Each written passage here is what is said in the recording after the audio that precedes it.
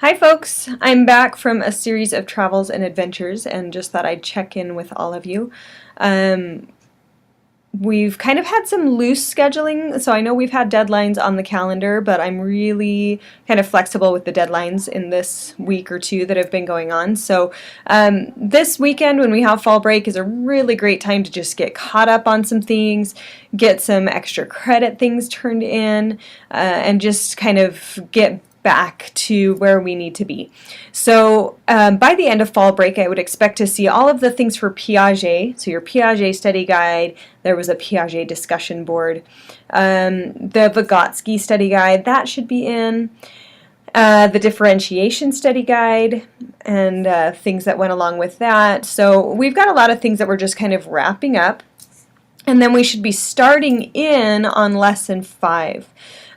So we have a due date. I think I'll bump it back a little bit for the Contexts of Development study guide. That's a pretty short one. And then we'll really be diving into identity development, which is huge for adolescents. And that's the rest of lesson 5. So we're going to go ahead and take all of next week on lesson 5. And then I think I'll bump back lesson 6. So I'll be taking a look at some deadlines and moving some things around to make sure that you are all getting the most benefit and sufficient amount of time to explore some issues. After lesson 6, we'll be having exam 2, which is a group exam. So I'll give you some more details on that, but be thinking about, clearing a little bit of time, maybe an hour or two, to meet with a group in some way, either face-to-face or online, when that exam comes up. The other thing that I wanted to talk about briefly is that I just went through your first exam and you generally did very, very well. I've given some feedback, especially on the essays. It looked like there was a little bit of confusion here and there between metacognitive knowledge and then kind of standard content knowledge. Remember that with metacognition, we always want students to be thinking about their thinking about their learning processes and trying to improve those.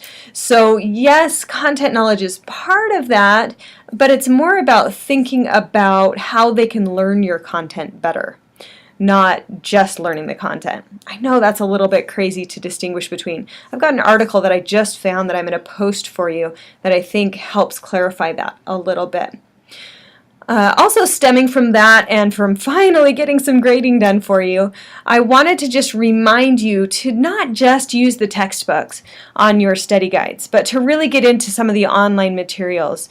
If you just use the glossary at the back of the text, you may not be getting a full understanding of some of the terms.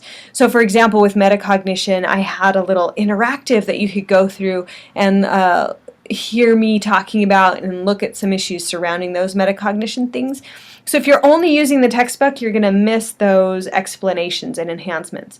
So really make sure that you get into the modules. You don't have to read every single word of them, but do explore the content that's there, because it really will help to supplement what's in the textbook. Textbook is one thing, but class is another, and I've tried to really provide a class-like experience for you in the online stuff.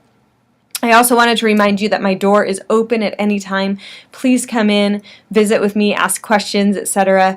I'm trying to get all caught up on emails and everything as well, so let me know if you have any questions or comments or ways that I can make the class better for you.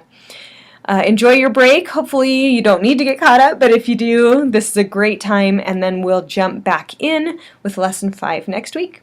Thanks, guys.